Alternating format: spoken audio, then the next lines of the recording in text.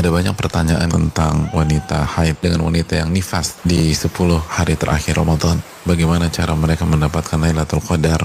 Peluang itu masih terbuka lebar. Yang terpenting adalah mereka mengetahui ilmunya. Yang pertama adalah sedih.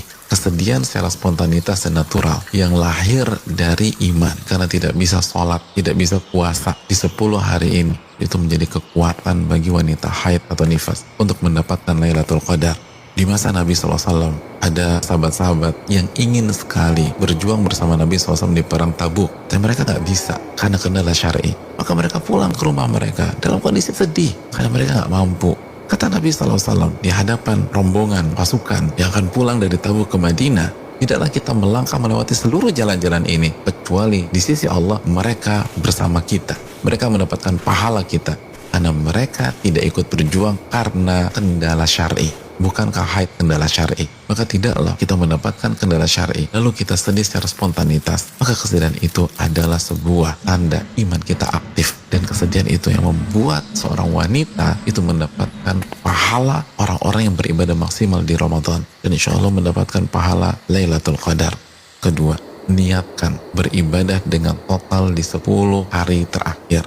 Nabi SAW bersabda, barang siapa yang meminta pada Allah mati syahid dengan jujur, tapi ternyata wafat di atas kasurnya, maka Allah akan membuat ia sampai ke derajat orang-orang yang mati syahid walaupun ia wafat di atas kasurnya. Setiap wanita haid atau nifas yang meminta kepada Allah Lailatul Qadar dari lubuk hati yang paling dalam, nggak basa-basi, nggak lip service, maka Allah akan berikan ia Lailatul Qadar dan pahala Lailatul Qadar secara full. Walaupun 10 hari terakhir ini haid atau sedang nifas, maka mintalah kepada Allah Subhanahu wa taala untuk mendapatkan Lailatul Qadar.